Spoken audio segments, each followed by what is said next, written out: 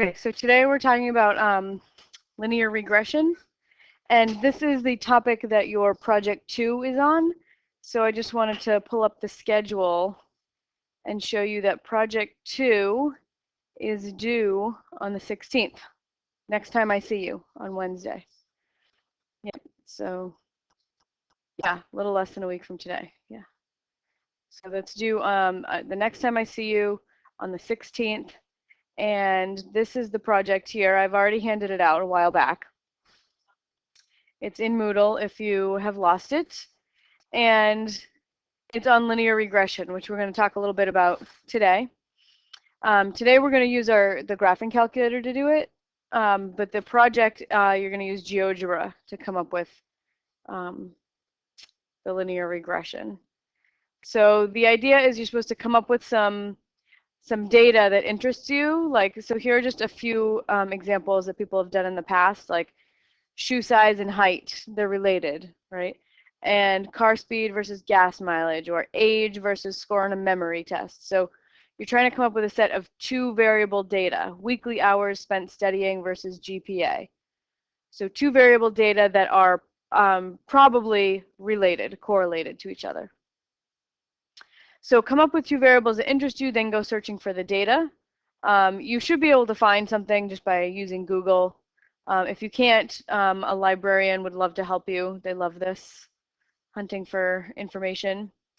And if no data exists, you could maybe collect your own data. Like if you wanted to do shoe size versus height, you could just find 20 people and write down their shoe size and their height. That would not count as making it up. That's real data. Making it up would be if you just like pick random numbers, yeah. So then you just write down what you're going to be analyzing, what the variables are, what the independent and dependent variable is. And then it'll take you through all the steps in GeoGebra for how to plot the data and come up with a line of best fit. Okay, so it's very detailed instructions through GeoGebra here. And then there's some questions afterwards. Okay.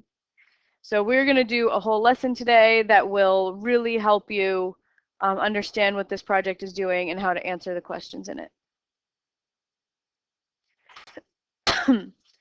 Okay, so in our first project, so you remember the first project you handed in, we used a linear model, y equals 385x plus 3,129, and we used that to make predictions about the cost of tuition and fees at US public colleges based on the number of years after 2000. So trying to determine if there's a relationship between 2 quantitative variables so that one of the variables can be used to predict or estimate the other is called regression. So in today's class, we look at the simplest form of regression called linear regression. All right, so this table gives the nationwide infant mortality rate for the time period 1950 to 2000. And the rate is the number of infants who die before reaching their first birthday out of every 1,000. So does there appear to be a relationship between the rate of infant mortality and the year? What do you think that relationship, could you describe the relationship? Yeah, it's decreasing over time.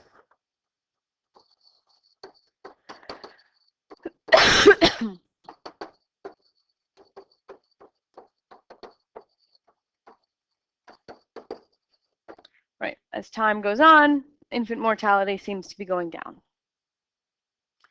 Right, sometimes it's easier to see relationship between 2 quantitative variables if you look at them graphically using a scatter plot rather than just looking at the list of data in a table. Okay, so the scatter plot displays the data from the table above. So on X, I have the year, and on Y, I have the mortality rate, infant mortality rate. So this first dot here at 0, 29.2, that represents 1950, 29.2 deaths per 1,000. All right, do you see a trend in the data when you look at the scatter plot? Yes. And it is, again, decreasing. As you read this graph from left to right, the points seem to be going down.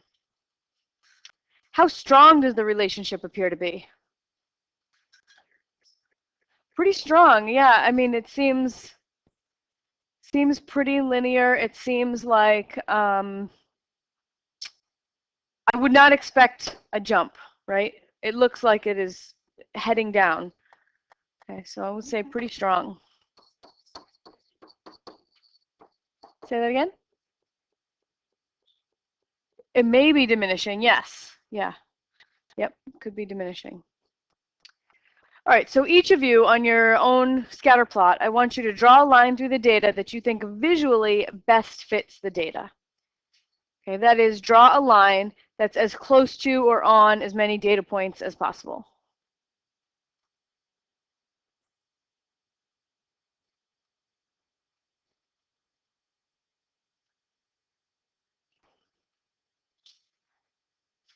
Okay. So the disadvantage of having each of you draw a line that you think visually best fits the data is that that line is not unique. Most likely there are as many different lines in here as there are students in the room, right? We all would have drawn a slightly different line.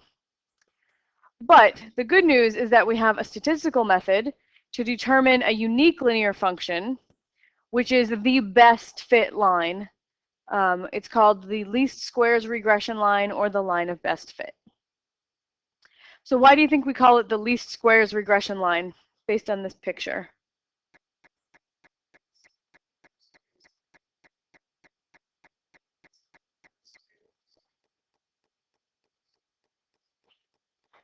Great, yeah.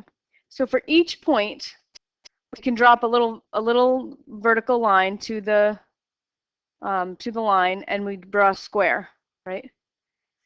And when you add up the area of all the squares, the line that we want is the one that makes the area of all those squares the smallest. Okay, so that is why it's called the least squares regression line. We want the area of these squares to be the smallest. That means that the points will be as close to the line as possible.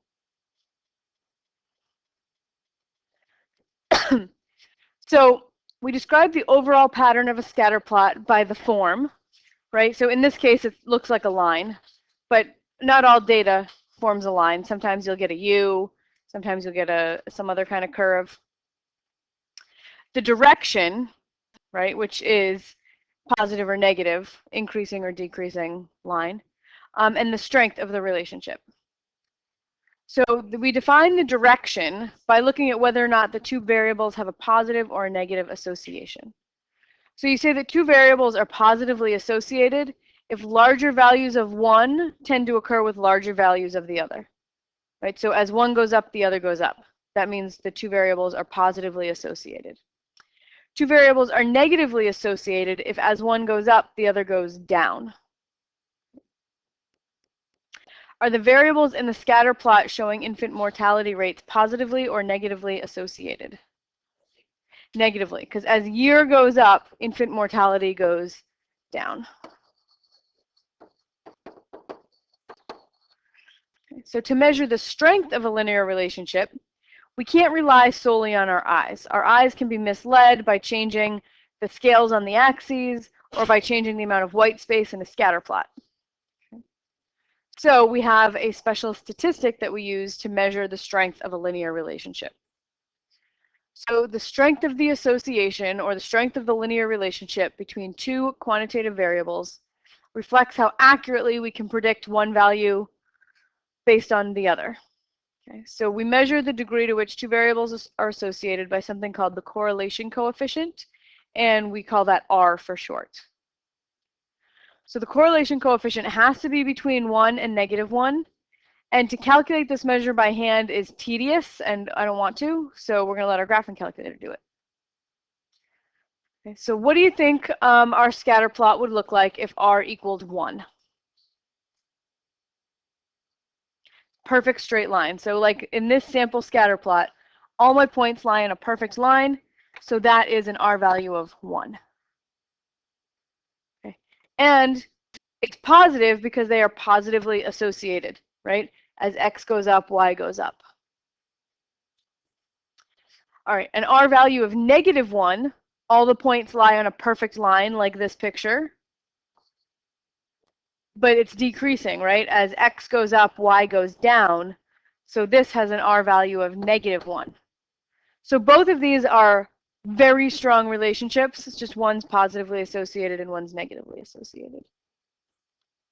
An R value between 0 and 1 would be a positive association. As one goes up, the other goes up. But the points are sort of clustered around a line and not perfectly on it. So that would be less than 1, but bigger than 0. And an R value between -1 and 0, it's going to be negative. So the R value is negative, which means we have a negative association. And the points are clustered around a line, but not all perfectly on it. And then in this last case, we have sort of a cluster of points where, you know, I could draw many lines could be the best fit line, right? And there really isn't a good one. In that case, we call the R value 0, where the predictive value is 0.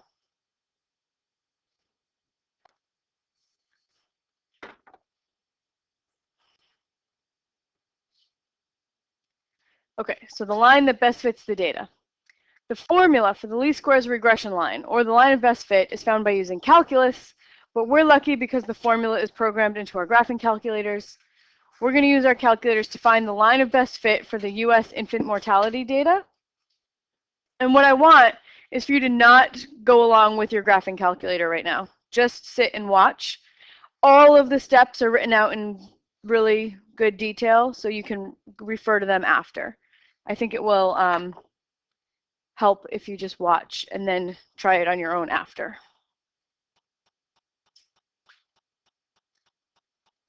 Okay, so first we have to enter the data into the lists L1 and L2. So your calculator has many lists where you can put data. We're going to put it into the first two lists. So to get to the lists, this is our home screen. From here, you press the Stat key and go into the Edit menu. Okay, so then I've got list 1, list 2, list 3. If I scroll to the right, there's many more lists. Right, so here's all my lists. If there's anything in here, you can clear it. You can either just delete each point individually by hitting delete, delete, or you can clear the whole thing by highlighting the name of the list and pressing clear. And it seems like nothing happens, but when you move the cursor back down into the list, it all goes away. All right, so all that is cleared out. Okay.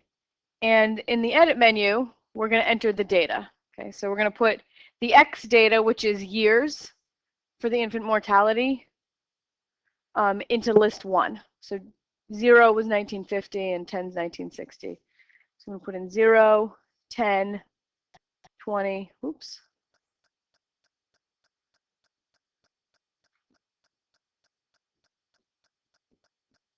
All right, so there's all my years. And then for Ys, those are over here. These are the different mortality rates that are associated with each year. So I put 29.2, 26, 20, 12.6,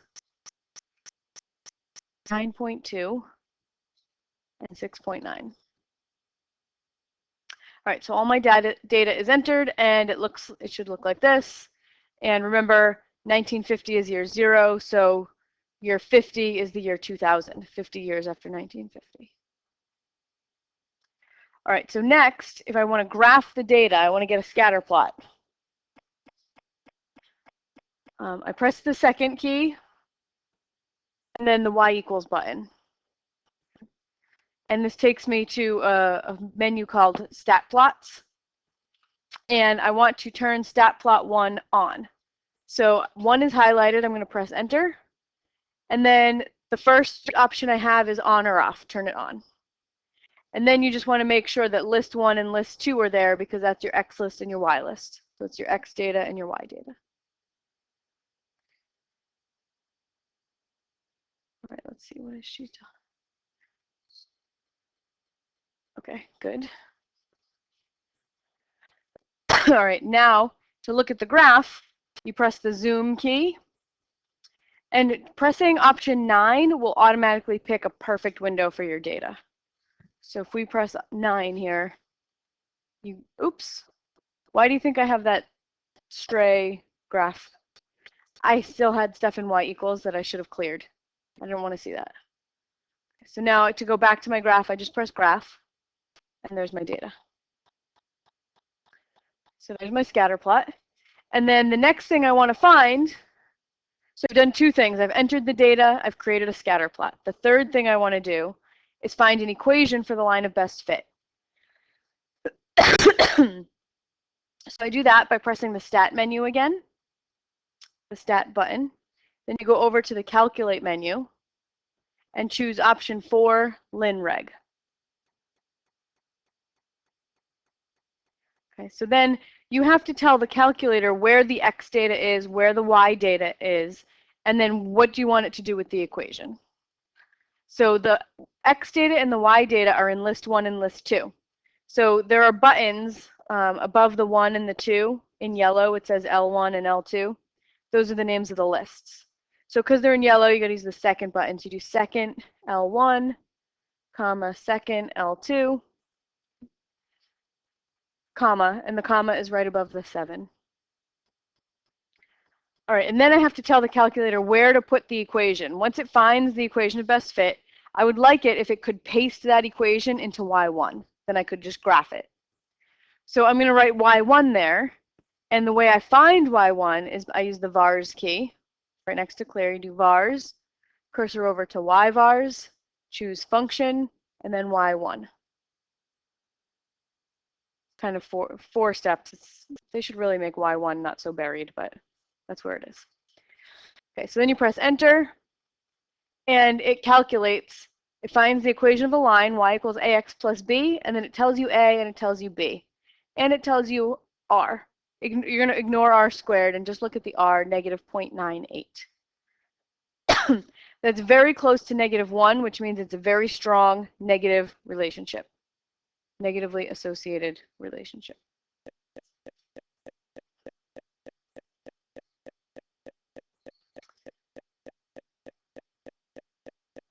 So last thing, now I have the equation, right?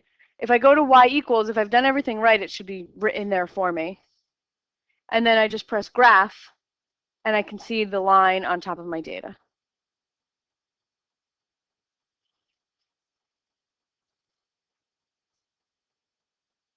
So if you don't get an r squared and r value, you just have to turn diagnostic on, and this is how you do it. So when you do your own regressions, this is how you would turn that on if you need to.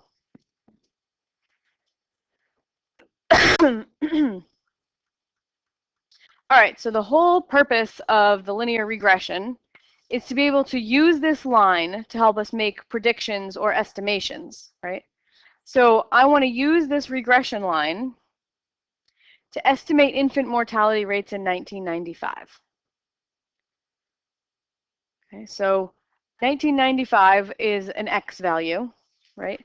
But what should I plug in for X? 1995, 45, because it's 45 years after 1950, right? So 1995 corresponds to X equals 45. Okay. So I want to plug 45 into the equation of my line. So I'm going to do y equals, and let's see, what was my equation? Negative 0.48, and then plug in a 45 for x, plus 29.41, approximately.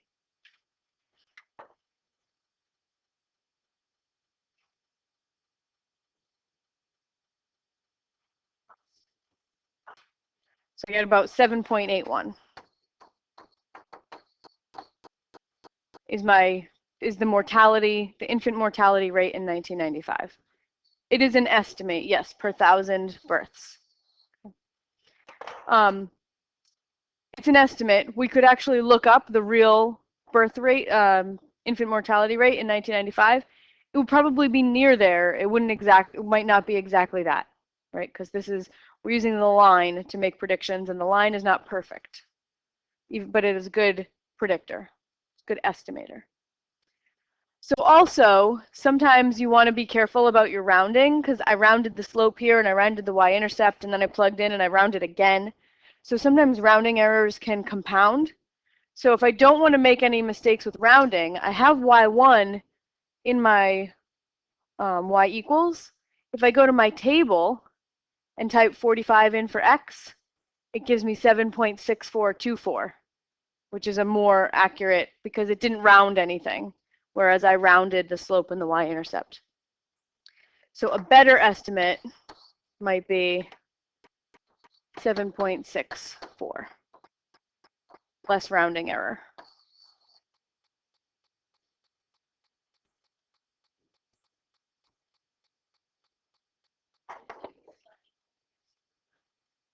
I plugged 45 in for x in the table.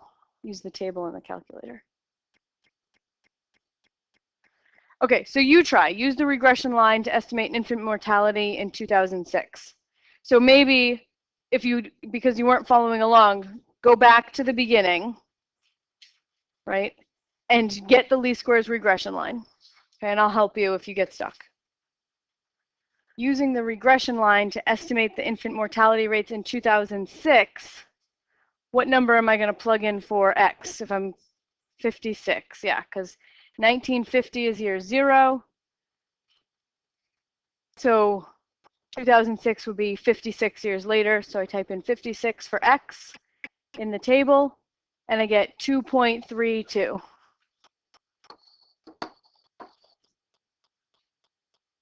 Did everybody get something close to that? Yes. Yes. Okay. Good. All right. So once you have that, here's your homework, and I put it before the activity just for paper saving reasons. But if you go to the next page, here is a bunch of sets of data that I'm going to ask you to use to create a regression line, a scatter plot, and make some estimates and predictions.